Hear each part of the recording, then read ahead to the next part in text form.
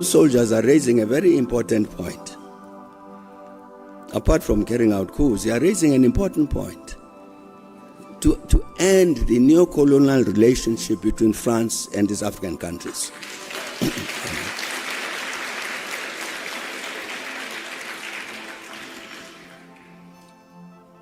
You see what is happening in West Africa? A coup takes place in Niger. They remove whoever was president. ECOWAS decides to act against them, including up to the point of even a military intervention. Unfortunately, that didn't happen. But because of the way the matter was handled, you've now got 3 countries that have walked out of ECOWAS. It's weakened that regional body. Somebody was telling me the other day that Guinea is going to join. I hope this video finds you well.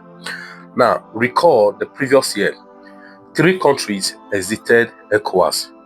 Now, in the video you're about to watch, the former president of South Africa, by the name Thembo Bekhi, he has alleged that some African country, they're going to exit AU, Africa Union, and join and join Burkina Faso, Mali, and Niger.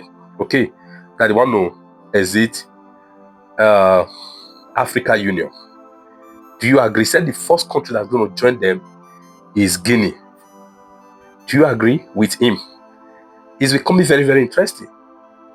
Captain JoinTraore is doing well. He's highly praised worldwide. Go to TikTok, go to anywhere. He's doing very well. You understand? But what's your take on this? Please watch this video to the end because he's very, very is loaded. Thank you. The matter that is being raised about good governance and so on the continent is correctly raised. What I would say about that now is that we are currently there's a discussion going on, there's a process going on the continent to prepare for the election of the new Commission of the African Union next year in February. And as you know, part of what the AU decided was that this position of chairperson of the Commission should rotate among the regions, African regions. And so the region delegated the task to nominate the next chair candidate is East Africa. So the matter is with the East African region. What I would have expected is that the East African region would get together and say, who among us from East Africa would be the best candidate for this position of chairperson of the AU Commission? They haven't done that. Instead, you have candidates from Tanzania, from Djibouti, from Kenya, from Somalia, from where? Mauritius. 5 candidates from East Africa. Now you send all of these 5 names to the AU must decide which one. It's an incorrect approach. I'm mentioning it because it's actually a vitally important matter. Because there are many, many, many deficiencies with the current Commission of the African Union. And yet that Commission has got a vital task in addressing exactly these matters that you raise about good governance on the continent. It's a body that should be the African Union. We have a whole multiplicity, I keep raising this thing, of policies. The economy of the continent, the politics of the continent, war and peace, the gender question, women's, children's rights. There are policy positions of the African Union, all of these things. But there's no leadership to make sure that these policies are implemented, and that leadership should reside in that commission.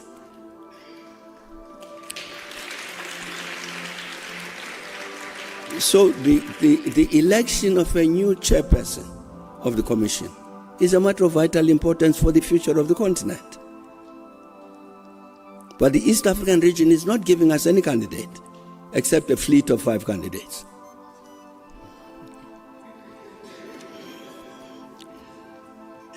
That's a particular struggle that we need to engage, including the issue about the selection of such a candidate. You can't just pop up and say, my name is Thembo Bekhi, I want to be chair. Why? Why must we elect you? I'm saying the very process of the election, we are raising issues about that. That these candidates, there needs to be a particular process, transparent, all of Africa can see it. Ask this person. Ask them about the policies of the AU. What do they know? The practices and rules and regulations and all that. So that by the time you say, we hereby elect you as chairperson, you are confident that you are electing somebody who's actually going to do this practical work of making sure that the continent implements the decisions it's taken.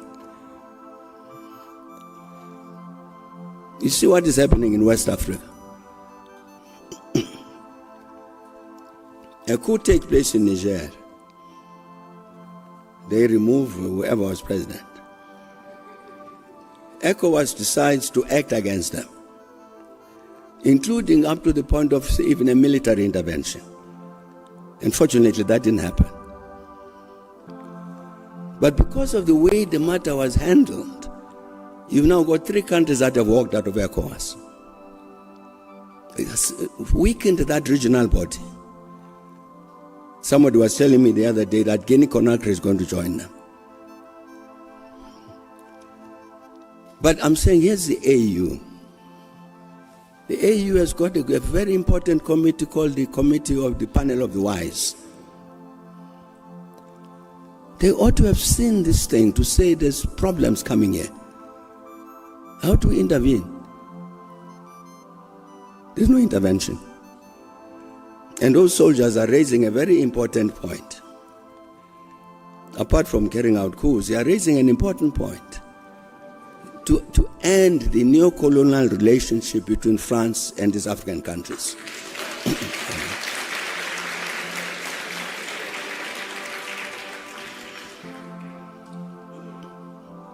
So my brother, I'm saying that the immediate task we have is the reconstitution of the Commission of the African Union in 3-4 months' time to make sure that it provides the kind of leadership that is required.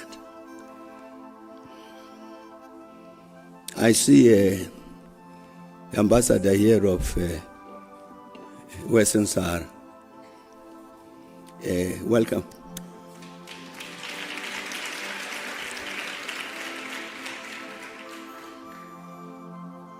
The matter, that important matter of the admission of Morocco into the AU,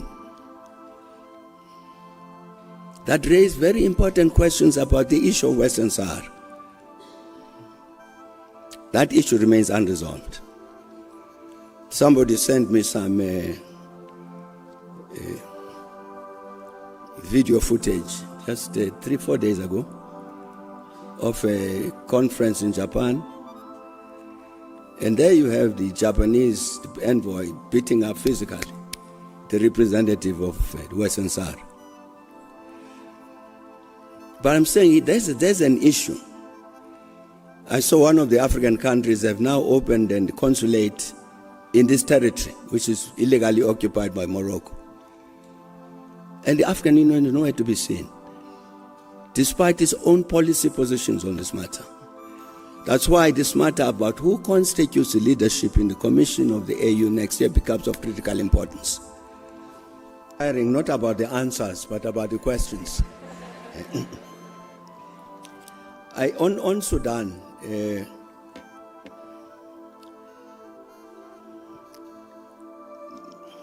I must put this matter delicately. We are in contact with the Sudanese players. I'm talking about Sudan, the Republic of Sudan. The belligerents, the civilian organizations,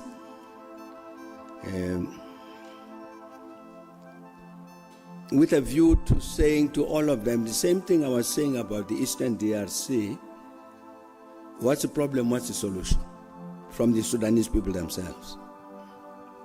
So, in brief, therefore, my brother, my response to this is that,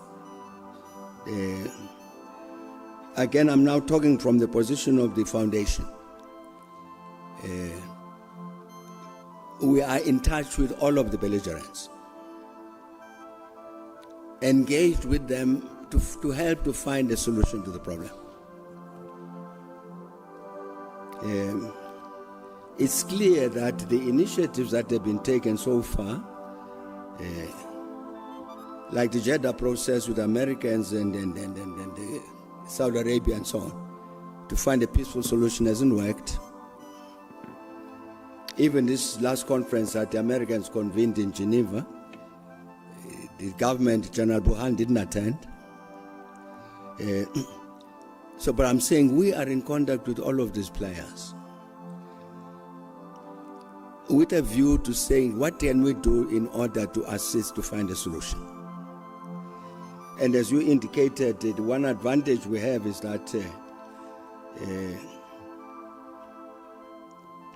we've been working, I've been working on the matter of Sudan since 2009, as you indicated, as a consequence of which we're very familiar with the country's challenges.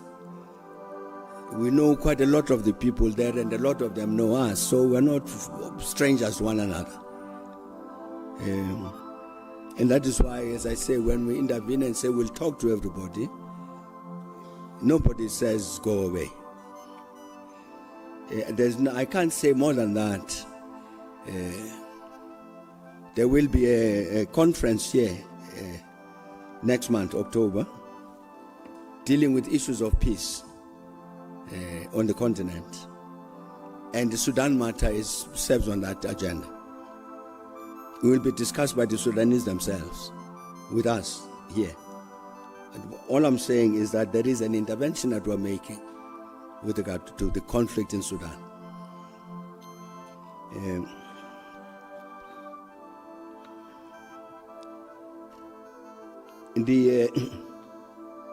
With regard to Burundi, I must confess, I wouldn't know what exactly is happening in detail in Burundi now. But I think that with regard to the matters that we thought needed to be addressed, the original negotiations that took place in Arusha, and Mandela inherited from Mwalimu Nyerere, the intervention when there was an agreement and we had to send troops to Burundi to protect that government, everything, the negotiations between the armed groups, the FDD and all of that, to lay down arms, all of those interventions which were necessary to bring stability and democracy to Burundi happened. And it seemed to us that we had done what needed to be done with regard to Burundi. I'm not saying the situation is okay. I'm saying I'm not sure what the situation is currently. But in terms of the interventions that had to be made then, to bring to a situation where the Burundi are in a position freely to determine their own future and destiny, that was done. We did what we could. It may very well be that with your advice, we might have to go back again and see what's happening now. But the challenges that were there then, I thought we had done our best to help to address those. But I'm saying that I think we're open to any suggestion from yourselves as to say, but the current situation in Burundi is as follows, in order to say what therefore can be done to respond to the current situation. I'm talking about the situation in the past.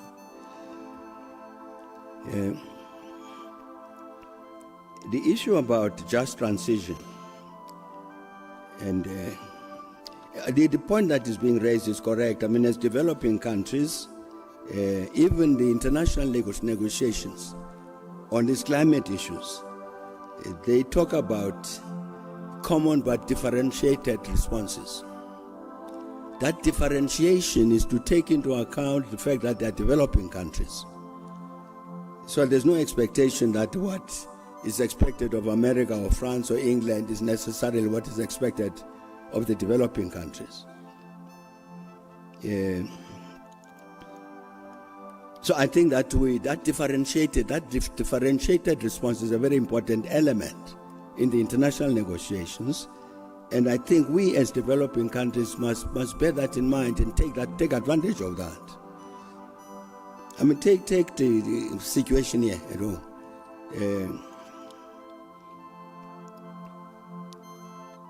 There is no way that we can provide electricity here without relying in part on the base stations that produce electricity. That's the coal-fired stations. And indeed, what needs to happen is that those coal-fired power stations need renovation. The point that is being raised that they are very old, they are 40 years old, 50 years old, and so is correct. And to respond to that is not necessarily to say shut it down, but to renovate it so that we do indeed have this very strong base, in addition to which you then do the renewables. And I hope the country will take that position. There's a very active discussion taking place with regard to that, to say that fortunately, as you would have seen, one of the documents issued by department before they got changed, Minerals and Energy, it distributed a document 4 or 5 months ago, which said, let's extend the life of the coal-fired power stations, which were supposed to be retired by this and that, by 10 years. It said that it's an official document of government in order to allow the space for the renovation of these stations. So that, as I say, you have this base in terms of the production of electricity, to which you then add the renewables. So that would be, I'm sure, that should be our approach to this matter about climate change and this just transition.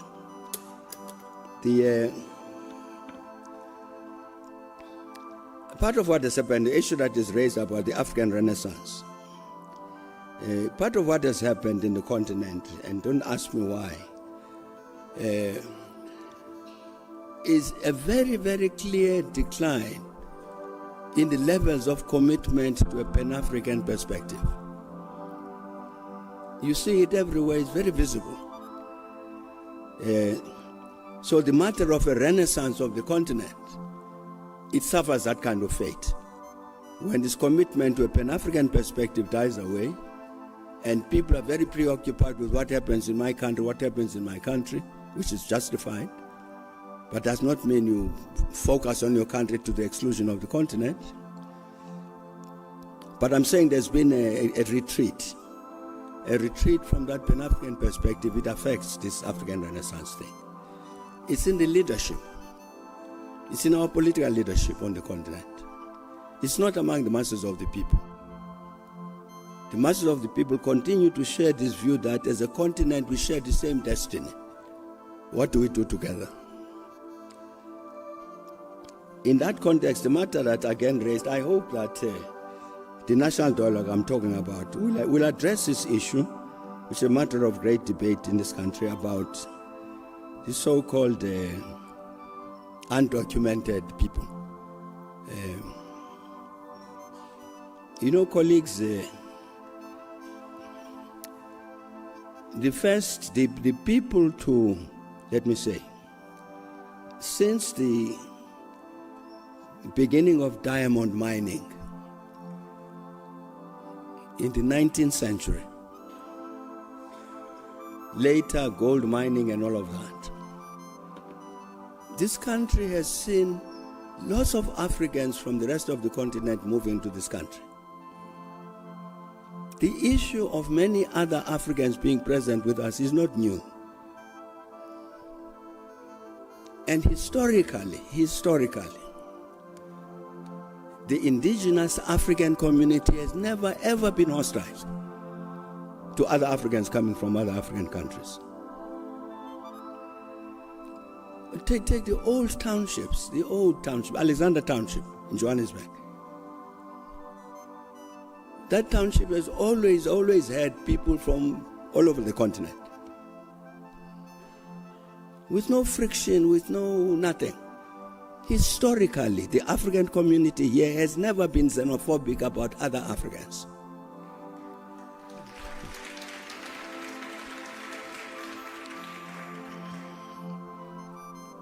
So, 2008, we're way past 6 o'clock now. 2008, all manner of trouble breaks out in Alexander Township in Johannesburg. Attack on these foreigners, particularly Zimbabweans. And it spread elsewhere. Xenophobia, Afrophobia. So I say, when I saw that thing, I was in government, I was president. I say, but this is it's not Alexander Township. Alex for decades has had Zimbabweans and Mozambicans and this and that, and never ever this conflict. Why? There's a mistake we made as government, and not to disclassify an intelligence document about what happened in Alexander 2008. That thing was organized to drive the Zimbabweans out of the country back to Zimbabwe because there were elections in Zimbabwe. It was people who were being driven out, they were going to vote against Bob Mugabe then. An intelligence report which has got the names and the dates and venues where people was met and planned this and so on. It's presented as a xenophobic attack by the people of Alex against it. It was wrong. It was organized, systematic for a political purpose. I'm saying the mistake we made, we should have declassified that intelligence report. It's got the names and the dates and the venues of the meetings which are organized in order to produce this outcome. We've got many challenges of the economy here. Unemployment, very serious problem. Economy is in crisis.